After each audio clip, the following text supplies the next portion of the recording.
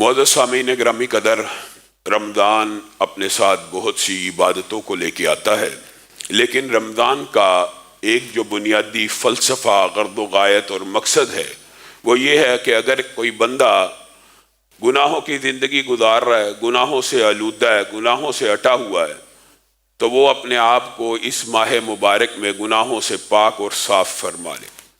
وہ اس ماہ مبارک میں اللہ رب العزت کی بارگاہ میں آئے، آنسوؤں کا نذرانہ پیش کرے، اپنے گناہوں کے اوپر نادم ہو جائے اور اپنے آپ کو جہنم سے آزاد کروا لے۔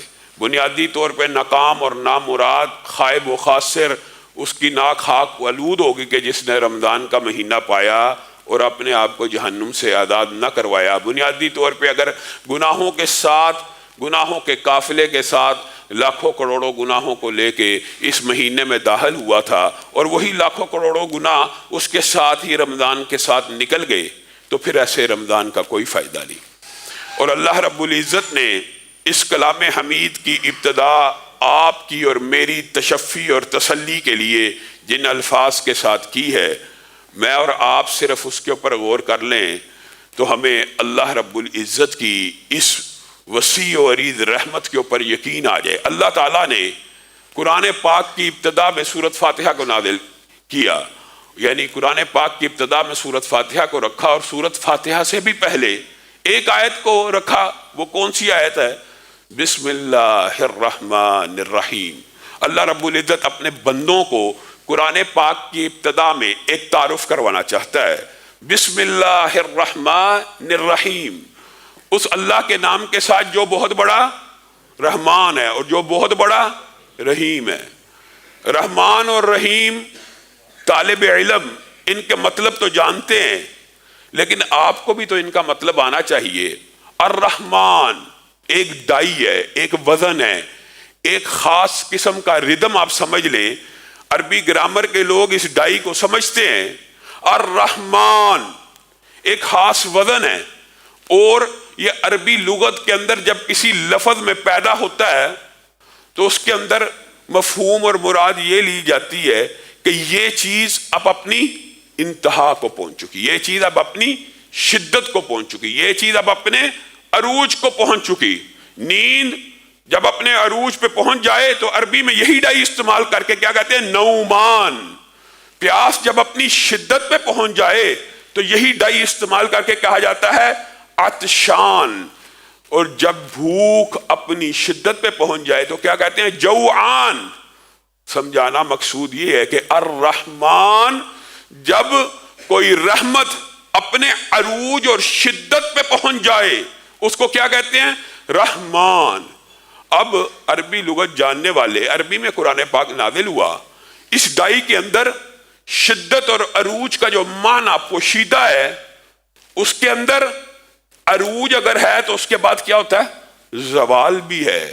تو کسی عربی جاننے والے کو، غیر عربی کو یہ مغالطہ نہ رہے کہ یہ اللہ رب العزت نے الرحمن کی ڈائی نازل کی، گویا اللہ کو وقتی طور پہ جوش آتا ہے، رحمت وقتی طور پہ آتی ہے اور بعد میں ختم ہو جاتی ہے۔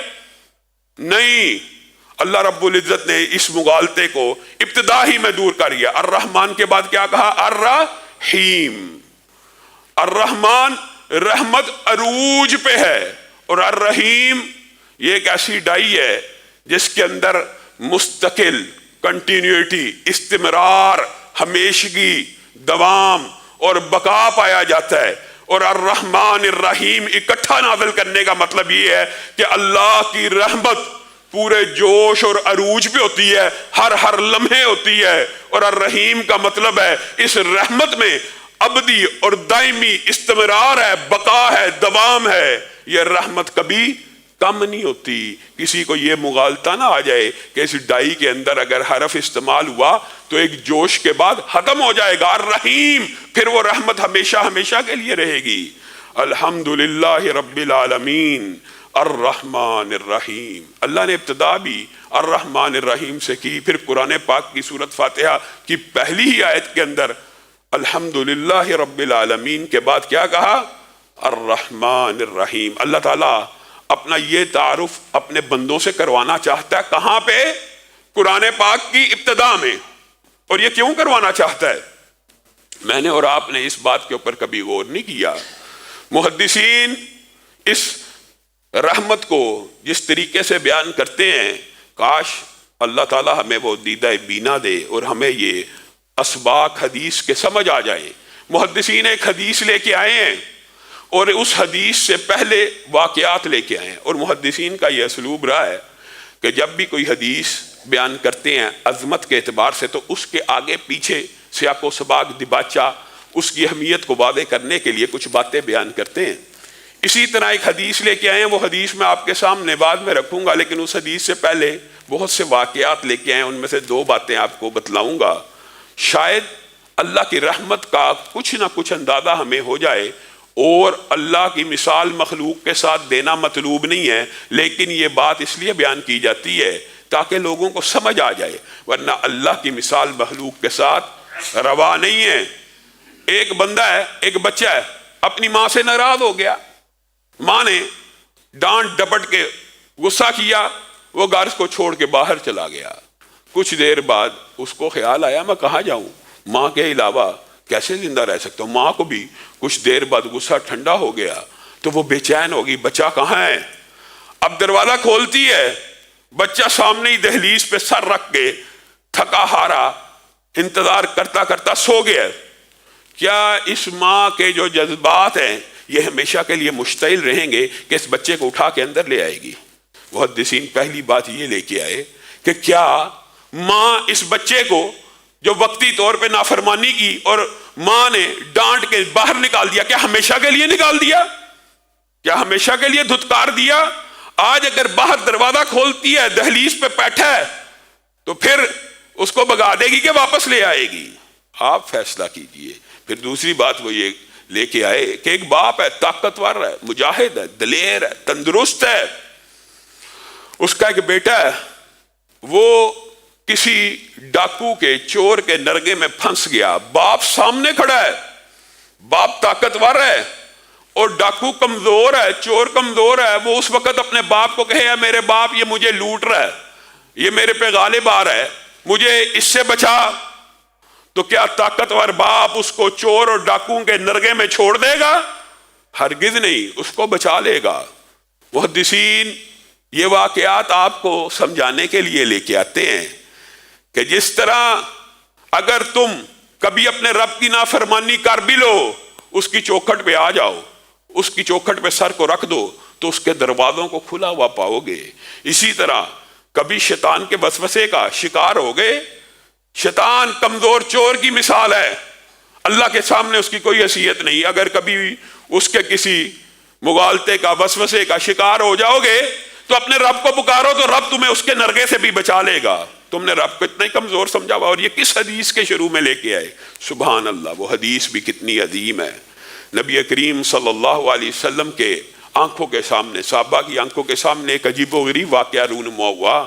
ایک عورت قیدیوں کے اندر اپنے بچے کو تلاش کر رہی ہے، بچہ نہیں مل رہا، بے چین ہے، رو رہی ہے، کراہ رہی ہے، تڑپ رہی ہے۔ اچانک اس کو اس کا بچہ مل جاتا ہے، بچہ بھوک سے رو رہا ہے۔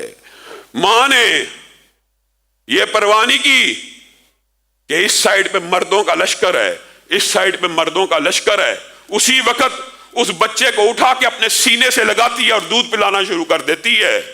نبی کریم صلی اللہ علیہ وسلم اس عورت کے اندر رحمت کے اس جذبات کو دیکھتے ہیں، صحابہ کو بلاتے ہیں، مخاطب ہو کے کہتے ہیں کیا تم نے یہ دیکھا عمل؟ ہاں ہاں ہم نے یہ دیکھا عمل۔ کیا تم یہ سمجھتے ہو یہ عورت اپنے بچے کو آگ میں پھینک دے گی؟ اے اللہ کے رسول، ہم تو یہ کبھی گمان بھی نہیں کر سکتے۔ جو عورت مردوں کی پرواہ کیے بغیر بچے کی بھوک سے بیتاب ہو کے مردوں کے درمیان میں دودھ پلانا شروع کر رہی ہے، وہ عورت اپنے بچے کو کیسے آگ میں پھینکے گی؟ تو نبی کریم صلی اللہ علیہ وسلم نے اللہ کی رحمت کا ایک نظارہ بیان کیا، صرف ایک نظارہ ہی ہے۔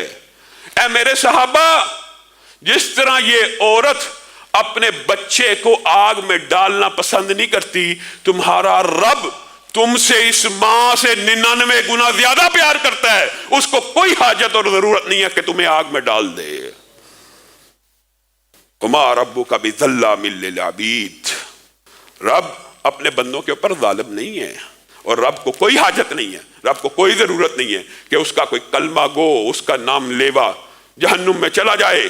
اور رب تعالیٰ نے اپنے ہی لیے اور آپ کی تسلی اور تشفی کے لیے کہ اللہ کی رحمت اور اللہ کی مغفرت کا باب کتنا وسیع و عریض ہے، بعض ایسی باتوں کو بیان کیا کہ آپ حیران و ششدر رہ جائیں۔ آپ اس کا ادراک، بات طویل و مختصر کر کے کرتا ہوں صرف ادراک اور شعور کے لیے کہ اللہ تعالیٰ نے کس قدر بڑی مخلوقات کو کس ڈیوٹی پہ لگایا ہوا ہے۔ الذین یحملون العرش، جن فرشتوں نے عرش کو اٹھایا ہوا۔ میرے بھائیو، یہ جب بات ہوتی ہے عرش کو اٹھایا ہوا، بات سنی ذہن سے نکال دی، پتہ نہیں، اہمیت کا ادراک نہیں۔ ہم ایک کلونی میں بیٹھے ہوئے ہیں، پھر ایک قصبہ ہے، پھر ایک شہر ہے، پھر ایک ملک ہے، پھر ایک بر اعظم ہے، پھر ایک زمین ہے، پھر 7 سیارے ہیں، پھر سورج ہے، پھر سورج سے بڑے بڑے ستارے ہیں، پھر پورے کے پورے ستارے مل کے ہزاروں، لاکھوں، کروڑوں ایک ملکی وے بنتی ہے، پھر کئی گلیکسیز بنتی ہیں، اربوں کی تعداد میں گلیکسیز، ان کا آپس میں جو فاصلہ ہے وہ نوری سالوں کا ہے۔ ان ارب ہا ارب گلیکسیز جو انسانی آنکھ نے دوربین سے دیکھی، 14 ارب سال کے فاصلے کے اوپر بھی گلیکسیز موجود ہیں۔ اور اب نئی دوربین جیمز ویب خلا میں جا چکی ہے، پتہ نہیں کتنی فاصلے کے اوپر یہ گلیکسیز موجود ہیں کہ 14 ارب سال لگ جائیں روشنی کو سفر کرتے ہوئے۔ روشنی کی رفتار کا اندازہ آپ کیا لگا سکتے ہیں کہ کتنی تیز ہے؟ اتنی تیز رفتار چیز بھی ٹریول کرتی رہے تو 14 ارب سال لگے۔ یہ کائنات اتنی وسیع ہے، اور اس کائنات کی وسعت کے اوپر اللہ تعالیٰ نے ایک چھت بنائی ہے جس کو ہم آسمان کہتے ہیں۔ اس سے بڑا دوسرا، اس سے بڑا تیسرا، چوتھا، پانچواں، چھٹا، ساتویں آسمان نے سارے آسمانوں کو گھیرا ہوا، اور ہر ایک کے مابین جو فاصلے ہیں آپ ذرا غور کریں کس قدر زیادہ ہوں گے۔ ان 7 آسمانوں کے اوپر رب کی کرسی ہے، وسیع کرسیہ السماوات، اور اس کی کرسی نے سارے کے سارے آسمانوں کو گھیرا ہوا ہے۔ اور حدیث کے الفاظ کیا ہیں؟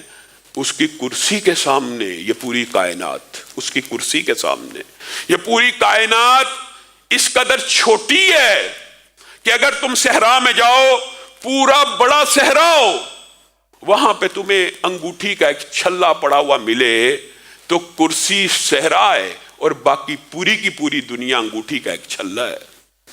اور اس کرسی کے اوپر عرش عظیم ہے، پتہ نہیں کتنے فاصلے کے اوپر، اور کرسی عرش عظیم کے سامنے ایسی ہے جیسے صحرا میں پڑا ہوا انگوٹھی کا ایک چھلا ہے۔ جو بات بتلانا مقصود ہے، اس عرش عظیم کو اٹھانے والے جو 8 فرشتے ہیں، ان میں سے ایک کا تعارف بھی اللہ نے مکمل کروا دیا کہ اس کا سر عرش کے نیچے ہے اور اس کے پاؤں 7ویں زمین سے بھی نیچے ہیں۔ اس قدر جلیل القدر اور اس قدر بڑی مخلوقات نے اللہ کے عرش کو اٹھایا ہوا ہے۔ عرش تو حقیقت میں رب ہی نے اٹھایا ہوا، یہ تو ایک تمثیل ہی ہے آپ کو بیان کرنے کے لیے۔ اور جنہوں نے عرش کو اٹھایا، جو اس کے ارد گرد ہیں، اس عرش والے کے کان اور کندھے کے مابین جو مسافت ہے 500 برس پرندہ اڑتا رہے طے نہیں کر سکتا، اتنے بڑے فرشتے ہیں یہ فرشتے۔ اور ان کے ارد گرد جو فرشتے ہیں وہ کیا کہہ رہے ہیں؟ یہ ہمارا مضمون ہے، فاغفر للذین تابوا۔ ہر وقت 24 گھنٹے جتنے بھی عرش کو اٹھائے ہوئے فرشتے ہیں اور اس کے ارد گرد جتنے بھی فرشتے ہیں، وہ ایک ہی بات کہہ رہے ہیں، رب کی حمد کو بیان کر رہے ہیں، رب کی تسبیح کو بیان کر رہے ہیں، اور ان تسبیح و حمد کو بیان کرنے کے بعد رب کو اس کی رحمت کا واسطہ دے کے کیا کہہ رہے ہیں؟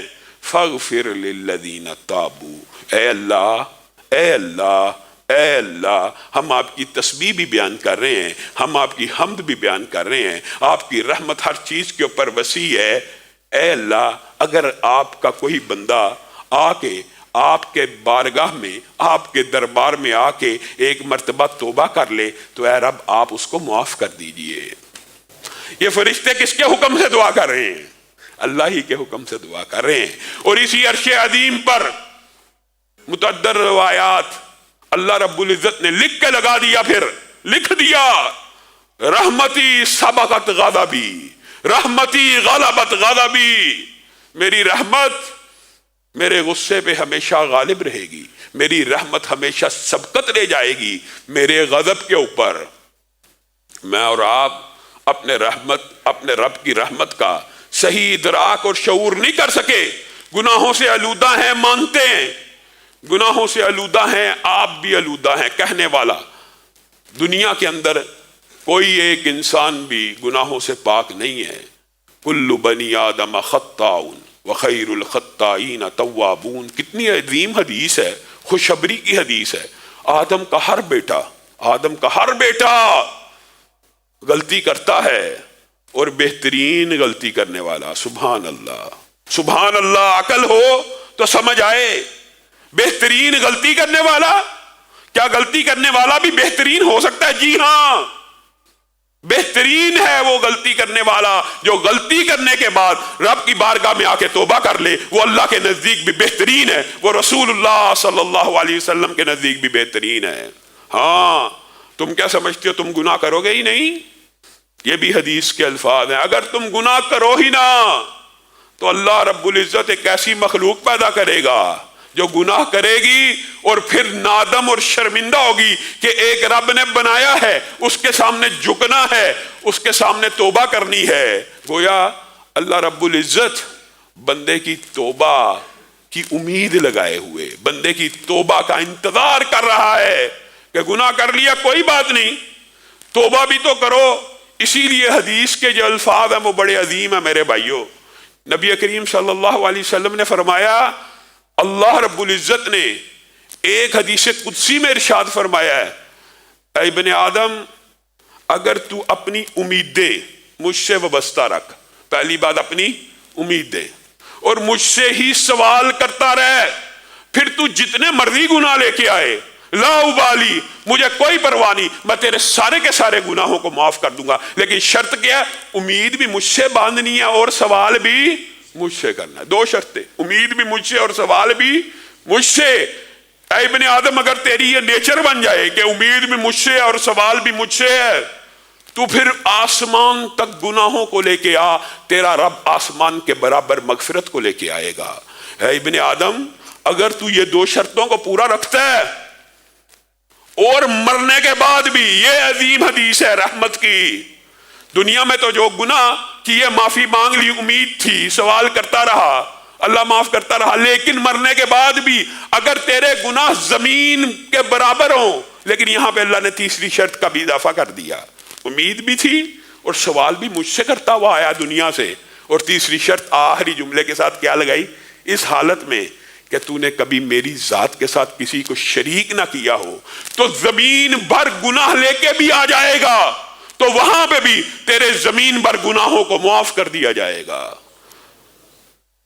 اگر امید ہی نہیں، اگر سوال ہی اس سے نہیں کرنا، پھر یہ کہنا کہ رب معاف نہیں کرتا، یہ کتنی بڑی جہالت ہے۔ حضرت ابو ہریرہ نے اسی بات کو بیان کیا، اذنب عبدی ذنبا فعلم ان له ربا یغفر الذنب ویأخذ بالذنب، سبحان اللہ۔ ایک بندے نے گناہ کیا، اذنب عبدی ذنبا، اور اس کو علم تھا کہ اس کا ایک رب ہے جو گناہوں کو معاف کرتا ہے اور دوسری طرف گناہوں پہ پکڑ بھی لیتا ہے۔ دونوں باتیں، امید، سوال، رجا، خوف، یہ چیزیں اگر انسان کے اندر ہوں تب توبہ اور تب مغفرت کے دروازے کھلتے ہیں۔ حضرت ابو ہریرہ نے کہا ایک بندے نے گناہ کیا اور اس کو علم تھا کہ اللہ تعالیٰ گناہوں پہ پکڑ لیتا ہے۔ الحمدللہ ہم سب کو علم ہے، ہم غافل ہیں، ہم وہ اسباب اختیار نہیں کرتے جس سے گناہ معاف ہو جائیں، اور اس کو علم تھا کہ میرا رب میرے گناہ پہ پکڑ سکتا ہے، اور اس کو یہ بھی علم تھا کہ میرا رب یہ گناہ معاف کر سکتا ہے۔ تو اس نے کیا کیا؟ دونوں میں سے کس چیز کو اختیار کیا؟ توبہ کو اختیار کیا، اور کہا اللہم اغفر لی، اے اللہ مجھے ادراک ہے تو پکڑ سکتا ہے، لیکن میں معافی مانگتا ہوں، گناہ ہو گیا، معاف کر دے۔ اللہ رب العزت نے اس کے گناہوں کو معاف کر دیا، پھر وہ بندہ دوبارہ گناہ کے اوپر آ گیا۔ اذنب عبدی ذنبا، یہ الفاظ 3 مرتبہ حدیث میں ہے، پھر اس نے گناہ کر لیا۔ یہ جو آپ کو بار بار مغالطہ ڈالا جاتا ہے کہ بار بار گناہ کر کے توبہ نہیں ہوتی، جتنے مرضی گناہ لے کے اور آپ کی بارگاہ میں، جتنے مرضی گناہ لے کے آؤ تو صحیح، توبہ کرو تو صحیح، اللہ رب العزت کیسے معاف کرتا ہے اس حدیث سے اندازہ ہو جاتا ہے۔ پھر اس بندے نے گناہ کیا، پھر اس کو ادراک ہوا گناہوں پہ پکڑا جاؤں گا اور گناہوں کی معافی بھی ہے، تو میں کس کو اختیار کروں؟ معافی کو اختیار کرتا ہوں۔ پھر اس نے توبہ کی، اللہ نے معاف کیا۔ تیسری مرتبہ ایسا ہوا اس نے پھر گناہ کر لیا، اور پھر اس نے کہا اللہ پکڑ سکتا ہے اور اللہ تعالیٰ معاف بھی کر سکتا ہے، میں پھر معافی کو اختیار کرتا ہوں۔ حدیث کے الفاظ ہیں، جب یہ بندے کا ایمان اس طرح ہو جائے، دل میں یہ کیفیت پیدا ہو جائے کہ گناہ کروں گا تو پکڑا جاؤں گا، اور اگر گناہ کر لیا تو توبہ کروں گا، تو تیسری مرتبہ یہ عمل کرنے کے بعد اللہ نے تو اس کا ایمان چیک کر لیا کہ ہاں بندے کو پتا ہے اس کا ایک رب ہے جو اس کو معاف بھی کر سکتا ہے اور پکڑ بھی سکتا ہے۔ حدیث کے الفاظ ہیں، پھر تیسری مرتبہ جب بندے نے گناہ کیا تو اللہ تعالیٰ نے کہا اعمل ما شئت، اب تو نے ظاہر کر دیا، تو نے اپنا ایمان مجھ پہ ثابت کر دیا، جب بھی گناہ کرتا ہے میرے خوف سے میری بارگاہ میں آ جاتا ہے، قد غفرت لک، اب جو جی چاہے کرتا رہے، تیرے رب نے تجھے ہمیشہ کے لیے معاف کر دیا ہے۔ انسان کی زندگی کا خلاصہ یہ ہے، اگر انسان کو یہ ادراک اور شعور ہو جائے کہ اس کا ایک رب ہے جو اس کو گناہوں کی سزا دے گا، لیکن وہی رب اس کے گناہوں کو معاف بھی کر دے گا، تو وہ کس کو اختیار کرے؟ معافی کو اختیار کرے تو اس کا رب اس کو معاف کر دے گا۔ ہمارے دل گناہوں سے آلودہ، اور یہ ایک لمبا چوڑا باب ہے، کبھی موقع آیا اس والے سے تفصیل سے بات کریں گے۔ فی قلوبہم مرض، دلوں میں بیماریاں پیدا ہو جاتی ہیں نفاق کی، فی قلوبہم زیغ، دلوں میں کجی پیدا ہو جاتی ہے، کس وجہ سے؟ گناہ کی وجہ سے۔ گناہ بندہ کرتا ہے تو دل کے اوپر ایک سیاہ نقطہ لگتا ہے، وہ بڑھتا چلا جاتا ہے، بڑھتا چلا جاتا، کالا ہو گیا، مرض پیدا ہو گیا، زیغ پیدا ہو گیا۔ پھر جب یہ بڑھتا چلا گیا، کلا بل ران علی قلوبہم، ان دلوں کو زنگ لگ گیا۔ جب دلوں کو زنگ لگ گیا تو دلوں کے اوپر قفل لگ گئے، تالے لگ گئے۔ افلا یتدبرون القرآن ام علی قلوبہم اقفالها، ان کے دلوں پہ تالے لگ گئے۔ پھر جب گناہ بڑھتے چلے جاتے ہیں، یہ کفیات بڑھتی جاتی ہیں، ختم اللہ علی قلوبہم، یہاں تک کہ دلوں کے اوپر مہریں لگ جاتی ہیں۔ کہاں سے کام شروع ہوا تھا؟ ایک نقطے سے کالا ہوا، پھر بیمار ہوا، پھر ٹہرا ہوا، پھر تالے لگے، پھر مہریں لگ گئی۔ ثم قست قلوبکم من بعد ذلک فہی کالحجارہ او اشد قسوہ وَإِنَّ مِنَ الْحِجَارَةِ لَمَا يَتَفَجَّرُ مِنْهُ الْأَنْهَارُ، اور پھر کیا ہوا؟ جب مہریں لگ گئیں کہ دل تمہارے پتھر ہو گئے، اور پتھر سے بھی سخت ہو گئے۔ لیکن انسانوں، تمہارے دل تو ایسے پتھر ہوئے کہ جن کے اندر زندگی کی کوئی رمق باقی نہیں، لیکن پتھر بھی بعض ایسے ہوتے ہیں جن سے نہریں پھوٹ پڑتی ہیں۔ ان دلوں کی بیماریاں کیسے دور ہوں گی؟ یہ دلوں کے مرض کیسے دور ہوں گے؟ قل یا عبادی الذین اسرفوا علی انفسہم لا تقنطوا من رحمت اللہ، جتنا مرضی بڑا گناہ لے کے آؤ، جتنا مرضی گناہوں کے رجسٹر اور انبار لے کے آؤ، تمہارا رب گناہوں کو معاف کرنے والا۔ لوگ سوال کرتے ہیں علامہ صاحب یہ گناہ معاف ہو جائے گا، یہ والا ہو جائے گا، یہ والا ہو جائے گا؟ حضرت بریدہ کی حدیث کے اندر مائد اسلمی کا مشہور واقعہ ہے، آئے صحابی رسول ہیں، اللہ کے رسول شیطان نے غلبہ پا لیا، کیا ہوا؟ مجھے پاک کر دیجئے، واپس چلے جاؤ، معافی مانگو۔ اللہ کے رسول پاک کیجئے، واپس جا، اللہ سے معافی مانگ۔ بار بار کہہ رہے ہیں، رسول اللہ صلی اللہ علیہ وسلم نے کہا یہ دیوانہ یا مجنون تو نہیں، چیک کرو نشہ تو نہیں کیا ہوا، نہیں، کیا واقعی وہ گناہ کر بیٹھا؟ جی ہاں گناہ کر بیٹھا، پاک کیجئے۔ رسول اللہ صلی اللہ علیہ وسلم نے کہا جاؤ اس کو سنسار کر دیا جائے، رجم کر دیا جائے۔ اب جب رجم کر دیا گیا تو صحابہ کے دو گروہ بن گئے، ایک نے کہا ہلاک ہو گیا، برباد ہو گیا، معاذ اللہ بے ایمان ہو گیا۔ 2 دن کے بعد رسول اللہ صلی اللہ علیہ وسلم باہر نکلے، استغفروا لماعز ابن مالک، اے میرے ساتھیوں ماعز کے لیے مغفرت کی دعا کرو۔ اے اللہ کے رسول ماعز کے لیے، وہ جس کو زنا کے جرم میں سنسار کر دیا گیا تھا؟ لقد تاب توبۃ، اللہ اکبر، ماعز نے ایسی توبہ کی ہے میرے ساتھیوں، میرے دوستوں، اس کے لیے مغفرت کی دعا کرو، اور میں تمہیں اطلاع نہ دوں کہ اس نے کیسی توبہ کی ہے؟ لو قسمت علی امتن، اس نے ایسی توبہ کی ہے اگر ایک پوری امت کے اوپر پھیلا دی جائے تو پورے امت کے گناہوں کو بخش دیا جائے گا۔ یہ اسلامی سزائیں وحشیانہ نہیں ہیں، یہ اسلامی سزائیں معاذ اللہ کچھ لوگ سمجھتے ہیں کہ قرون اولیٰ کی پتھروں کے دور کی وحشیانہ سزائیں، یہ جسموں کو گناہوں سے پاک کرنے کے لیے، یہ ایک احساس ندامت کے لیے انہوں نے رضاکارانہ طور پہ اپنے آپ کو پیش کیا، تو اللہ نے رہتی دنیا تک ان کی اس توبہ کو امت کے لیے رہنما اصول بنا دیا کہ کوئی اس طرح اپنے گناہ سے نفرت کر کے آئے تو صحیح، اس کی توبہ اس اکیلے کو کافی نہیں، پوری امت کو کافی ہو جاتی ہے۔ اور اسی طرح قبیلہ غامدیہ کی عورت آئی رسول اللہ کے پاس آ کے کہنے لگی، حضرت شبیبہ غامدیہ کہ اللہ کے رسول مجھے بھی پاک کر دیجئے۔ تجھے کیا ہوا؟ میں وہی تو ہوں کہ جس کے ساتھ مائز کا معاملہ ہوا تھا، میں وہی تو ہوں۔ رسول اللہ نے کہا جا توبہ کر توبہ کر۔ کہنے لگی کہ آپ مجھے بھی اسی طرح واپس بھیجنا چاہتے ہیں جس طرح شروع میں مائز کو بھیجنا چاہتے تھے؟ گناہ تو کر بیٹھے ہیں، گناہ تو کر بیٹھی ہوں، رات نیند نہیں آتی، عبادت کا مزہ ختم ہو گیا ہے، دنیا میں رہنے کو جی نہیں کرتا۔ اسی لیے حضرت انس کہا کرتے تھے جن گناہوں کو تم نے بڑا ہلکا لے لیا، رسول اللہ کے دور میں ہم ان گناہوں کو پہاڑ سے بڑا سمجھا کرتے تھے اور ہلاک کرنے والا سمجھا کرتے۔ شبیبہ غامدیہ آ کے ایسا مقدمہ رکھ رہی ہیں رسول اللہ کے سامنے کہ اب گناہوں کے اندر لتھڑ گئی ہوں، کوئی بھی عبادت کرتی ہوں دل نہیں لگتا، اللہ کے رسول پاک کر دیجئے۔ ایسا نہیں ہو سکتا، تیرے بطن میں ہو سکتا ہے کوئی بچہ آ گیا ہو، اس کا کیا قصور ہوگا، جا بچے کو جن کیا۔ پھر آئیں رسول اللہ صلی اللہ علیہ وسلم اس کو واپس بھیجتے ہیں، کچھ عرصے بعد کہتی ہے جی ہاں حمل ظاہر ہو گیا ہے، اللہ کے رسول اب تو بے چینی کی ایسی کیفیت ہے، مفہوم ہے، ساری ساری رات سو نہیں پاتی، گناہ کا خوف دل کے اوپر طاری ہے، جلد از جلد چاہتی ہوں کہ پاک اور صاف ہو جاؤں، میں اور آپ کیا ہیں گناہ کر کے۔ حدیث کے مصداق ہیں کہ بندہ مومن کسی گناہ کو اتنا بڑا سمجھتا ہے کہ جیسے اس کے اوپر پہاڑ گرنے لگا ہے، اور بندہ فاسق و فاجر بڑے سے بڑے گناہ کو ایسے سمجھتا ہے ناک کے اوپر مکھی بیٹھی تھی اڑا دی بس۔ یہ شبیبہ غامدیہ پھر آئیں، رسول اللہ نے کہا جب تک بچہ پیدا نہیں ہوگا سزا نہیں لگ سکتی۔ بچہ پیدا ہو گیا، اسی دن آ گئی، اللہ کے رسول پاک کر دیجئے، اب تو پاک کر دیجئے۔